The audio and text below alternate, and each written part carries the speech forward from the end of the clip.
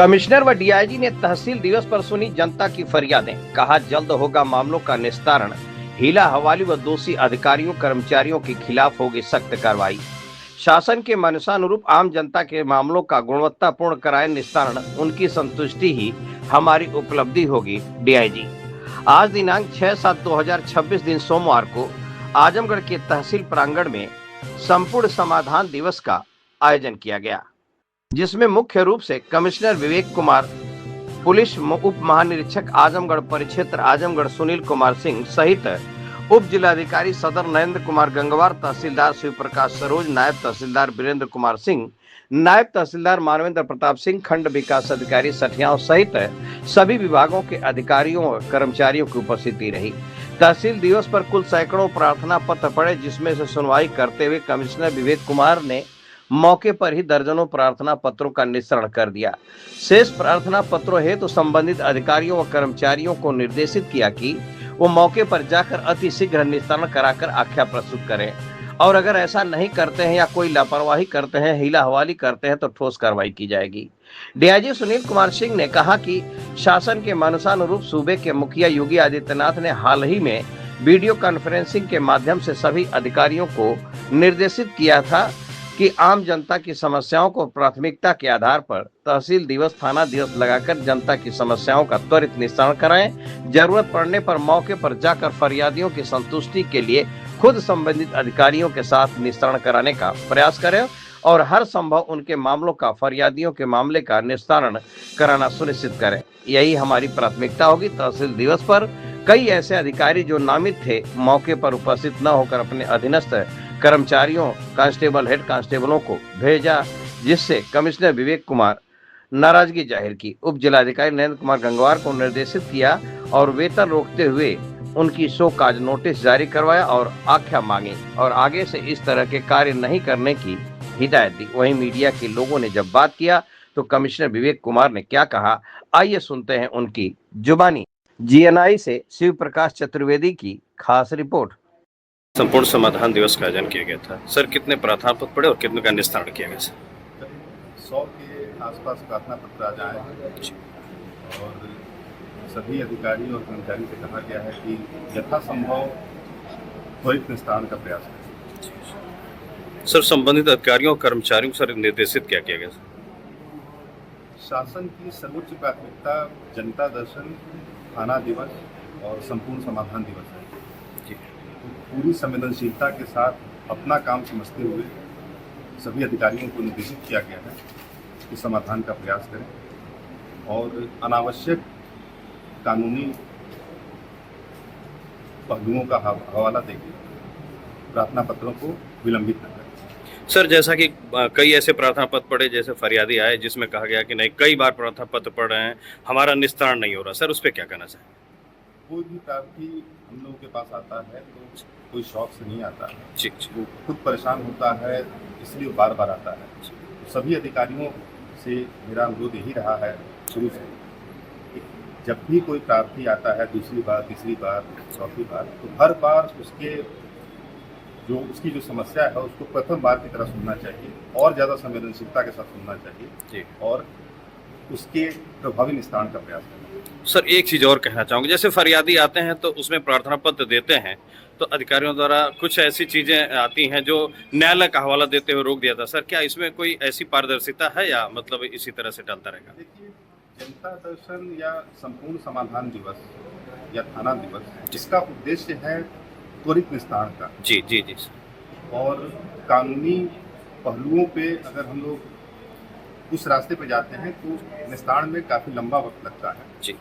तो हमेशा ये प्रयास होना चाहिए कि पक्षों के साथ वार्ता करके, एक संवाद स्थापित करके, मौका मुआयना करके त्वरित निस्तारण करें। अभी पिछले दिनों 16 जून को माननीय मुख्यमंत्री जी ने वीडियो कॉन्फ्रेंसिंग के जरिए सभी मंडलों के मंडलायुक्त और सभी डीएमएसपी और पुलिस के वरिष्ठ अधिकारी, अन्य सभी विभागों के भी जिन्हें मुख्य सचिव है, उन सबके साथ वार्ता की वीडियो कॉन्फ्रेंसिंग। माननीय मुख्यमंत्री जी का ये मानना है कि जन सुनवाई, ये हम सारे लोग जानते हैं कि शासन की सर्वोच्च प्राथमिकता लगातार रही है। वो खुद भी समय निकाल के जब भी मौका लगता है तो पब्लिक से जरूर मिलते हैं, लेकिन उसके बाद भी विभागीय अधिकारियों कर्मचारियों में वो संवेदनशीलता नहीं दिखाई दे रही है जो अपेक्षित दर्जे की होनी चाहिए। आपने शायद अखबार में पढ़ा भी हो, मुरादाबाद के कमिश्नर साहब ने एक सैंपल सर्वे IGRS की दरखास्तों का करवाया। 200 दरखास्तें थी, जिनमें 117 दरखास्तें ऐसी थी जिनमें बिना मौके पे गए अधिकारियों ने जांच रिपोर्ट अपलोड कर दी। 27 ऐसे मामले थे जिसमें शिकायत कुछ थी और जवाब कुछ और देते। इसके बाद बाकी जितनी शिकायतें थी वो पेंडिंग रही। क्या इससे ये निष्कर्ष निकाला जाए कि जन सुनवाई जिसकी अपेक्षा माननीय मुख्यमंत्री जी कर रहे हैं, ये हम सारे लोग उस दिशा में गंभीर प्रयास कर रहे हैं? शायद नहीं। मुख्यमंत्री जी का ये भी मानना है कि थाना और तहसील जो हमारे बेसिक स्ट्रक्चर है पब्लिक के काम का, शिकायत का, यहाँ पे अभी भी उस तत्परता से जन शिकायतों न तो सुनवाई हो रही है और न ही अपेक्षित निस्तारण ही हो रहा है। IGRS की रैंकिंग हर महीने जनपदों की आती है और उसमें भी जिस तरह का निस्तारण है, अब ज्यादा जोर ये दिया गया है कि वो निस्तारण गुणवत्ता पर और शिकायतकर्ता की संतुष्टि के स्तर पे ही उन शिकायतों का डिस्पोजल माना जाए।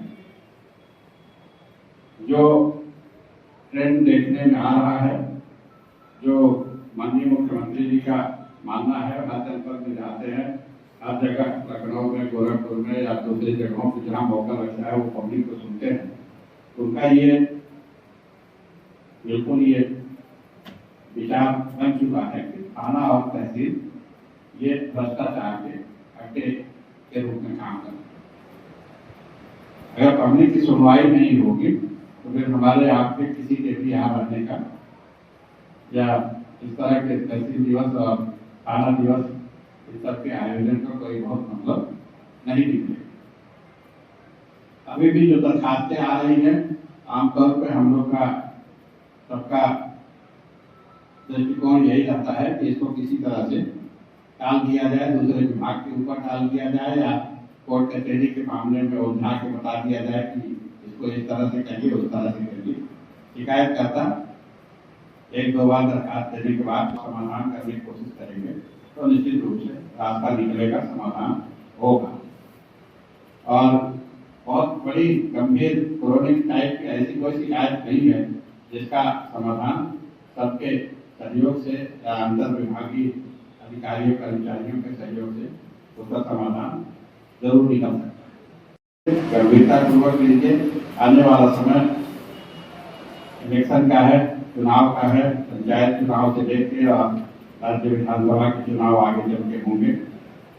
कभी भी औचक निरीक्षण में, मंडलीय समीक्षा में या अधिकारियों के कभी समीक्षा बैठक में अगर इस तरह की कोई कार्रवाई मिली जहाँ जानबूझ के लापरवाही है या शिकायतों को अनदेखा किया गया है, उसका गुणात्मक निस्तारण संभव था, फिर भी नहीं किया गया, तो फिर संबंधित की जवाबदेही तय होगी और फिर उन पर कार्रवाई होगी।